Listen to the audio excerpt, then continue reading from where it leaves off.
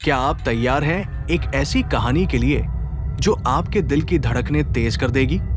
आज हम आपको ले चलेंगे एक रहस्यमयी जंगल की ओर, जहां हर कदम पर डर और रोमांच छुपा है। तो बने रहिए हमारे साथ, क्योंकि ये कहानी आपकी कल्पना से भी ज्यादा डरावनी होने वाली है। भारत के एक कोने में एक छोटा सा गांव था, जिसका नाम था सुनसानपुर। ये गांव चारों ओर से जंगलों से घिरा हुआ था, परंतु एक जंगल बाकी सभी से अलग था। उसे भयानक जंगल कहा जाता था। उस जंगल के बारे में तमाम किस्से मशहूर थे। लोग कहते थे कि जिसने भी इस जंगल में कदम रखा वो कभी लौटकर नहीं आया। सूरज ढलने के बाद लोग इस जंगल के पास जाने से भी डरते थे। कुछ बूढ़े लोग कहते थे कि जब रात होती है तो जंगल में अजीब अजीब आवाजें सुनाई देती हैं, कभी किसी के रोने की तो कभी किसी के चीखने की। बच्चे तो इस जंगल का नाम सुनते ही डर जाते थे। लेकिन इन डरावनी कहानियों से दूर इस गांव में एक युवा अन्वेषक समीर आ पहुंचा। उसे अजीब और रहस्यमयी चीजों की गहरी दिलचस्पी थी। समीर को गांव के लोगों से इस जंगल के बारे में जानकर बड़ी उत्सुकता हुई। उसने सोचा कि वो इस रहस्य का पर्दाफाश करेगा। लेकिन जब उसने गांव के बुजुर्गों से बात की तो उन्होंने उसे इस जंगल से दूर रहने की सलाह दी। एक बुजुर्ग महिला ने उसे चेतावनी दी, बेटा उस जंगल में मत जाना। वहां जो गया उसने मौत को गले लगाया। पर समीर मानने वालों में से नहीं था। उसने ठान लिया कि वो इस जंगल का रहस्य जरूर सुलझाएगा। समीर ने एक रात जंगल में जाने की योजना बनाई। उसने अपने साथ एक टॉर्च, कैमरा और कुछ जरूरी सामान लिया। जैसे ही वो जंगल में घुसा, उसे एक अजीब सा माहौल महसूस हुआ। हवा ठंडी और भारी थी। ऐसा लग रहा था जैसे पूरा जंगल उसे घूर रहा हो। पेड़ों की शाखाएं अजीब अजीब आकृतियां बना रही थी। चलते चलते समीर को ऐसा महसूस हुआ जैसे उसके कदमों की आवाज के साथ कोई और कदमों की आवाज भी आ रही हो। उसने रुककर चारों तरफ देखा, लेकिन वहां कोई नहीं था। जंगल के अंदर उसे एक पुराना खंडहर मंदिर मिला। मंदिर की दीवारें टूटी हुई थी और उस पर बेलों ने कब्जा कर लिया था।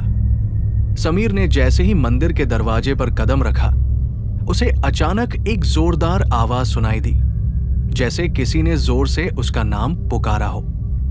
उसने जल्दी से अपने कैमरे से उस दिशा में तस्वीर खींची। तस्वीर में कुछ अजीब सा दिखा एक धुंधली आकृति। मंदिर के अंदर एक कोने में एक टूटा फूटा सिंहासन था। जैसे ही समीर वहां पहुंचा, उसने महसूस किया कि कमरे का तापमान अचानक बहुत ठंडा हो गया है। उसे अपने कंधे पर किसी के हाथ का दबाव महसूस हुआ। उसने मुड़कर देखा, लेकिन वहां कोई नहीं था। तभी उसने मंदिर के एक अंधेरे कोने में एक औरत को सफेद साड़ी में खड़ा देखा। उसकी आंखें खून जैसी लाल थी और उसके बाल उलझे हुए थे। उसने समीर को एक भयानक हंसी के साथ देखा और फिर अचानक गायब हो गई। समीर ने जंगल में और गहराई में जाने का फैसला किया। जैसे जैसे वो आगे बढ़ता गया, उसे और भी अजीब घटनाएं देखने को मिली। कभी कभी पेड़ों की शाखाएं अपने आप हिलने लगती, कभी ऐसा लगता कि कोई उसके पीछे चल रहा है। जंगल के एक हिस्से में उसने जमीन पर कुछ खून के निशान देखे, जो धीरे धीरे गायब हो गए।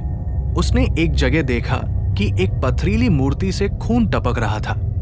चलते चलते समीर को एक पुरानी झोपड़ी मिली। झोपड़ी इतनी पुरानी थी कि वह किसी भी समय गिर सकती थी। अंदर जाने पर समीर ने देखा कि दीवारों पर अजीब चित्र बने हुए थे। कुछ चित्रों में इंसानों की विकृत आकृतियां थी। झोपड़ी में एक लकड़ी का संदूक रखा था। जब उसने संदूक खोला तो उसमें एक पुरानी डायरी और एक खोपड़ी रखी हुई थी। डायरी में लिखा था, ये जंगल एक शापित स्थान है। यहाँ एक तांत्रिक ने अपनी काली विद्या से न जाने कितनी आत्माओं को कैद किया है। उसकी आत्मा अब भी यहाँ भटकती है। झोपड़ी से बाहर निकलते ही समीर ने देखा कि चारों ओर से अंधेरा और गाढ़ा हो गया है। हवा में एक डरावनी सी गंध थी। तभी उसे तांत्रिक की आत्मा दिखाई दी। वो हवा में तैर रहा था। उसके चेहरे पर एक शैतानी मुस्कान थी। उसने समीर से कहा, तुमने मेरी जगह को अपवित्र किया है, अब तुम यहां से जिंदा नहीं जाओगे। तांत्रिक ने समीर पर हमला किया। उसकी शक्ति इतनी भयानक थी कि समीर को लगा कि वो अब बच नहीं पाएगा, लेकिन उसने हिम्मत नहीं हारी। समीर ने अपनी बुद्धिमानी से तांत्रिक की आत्मा को शांत करने का तरीका खोजा। उसने गांव के पुजारी को बुलाकर अनुष्ठान करवाया। अनुष्ठान के दौरान तांत्रिक ने कई बार समीर और पुजारी पर हमला किया, लेकिन वे डटे रहे। अंततः तांत्रिक की आत्मा को शांति मिली और जंगल की आत्माएं आजाद हो गई। जब समीर गांव लौट कर आया तो वो एक ही रात में बूढ़ा लगने लगा। लोगों ने उससे पूछा कि जंगल में क्या हुआ, पर समीर ने कभी उस रात के बारे में बात नहीं की। कुछ दिनों बाद समीर अचानक गायब हो गया। कहते हैं उसने जंगल की आत्माओं को आजाद तो कर दिया, पर वो खुद जंगल का हिस्सा बन गया। अब भी जब कोई उस जंगल के पास से गुजरता है तो उसे समीर की आवाज सुनाई देती है, जो मदद के लिए पुकारता है। अंत। लेकिन शायद ये कहानी कभी खत्म नहीं होती। अगर आपको ये कहानी पसंद आई हो और इससे आपके रोंगटे खड़े हो गए हो तो इसे लाइक जरूर करें। हमारी ऐसी ही रोमांचक और डरावनी कहानियों के लिए हमारे चैनल को सब्सक्राइब करें और बेल आइकन दबाएं, ताकि आप कोई भी नई कहानी मिस न करें। कमेंट करके बताएं कि कहानी का कौन सा हिस्सा आपको सबसे ज्यादा डरावना लगा, और अगर आप ऐसी और कहानियां चाहते हैं तो हमें जरूर बताएं। हम आपके सुझावों और प्रतिक्रियाओं का इंतजार करेंगे। शेयर करें इस कहानी को अपने दोस्तों और परिवार के साथ, ताकि वे भी इस डरावनी यात्रा का हिस्सा बन सके। हमेशा याद रखें, अगली कहानी में शायद आपके आसपास का कोई रहस्य उजागर हो। जुड़े रहें, डरते रहें और सपनों में न खो जाएं।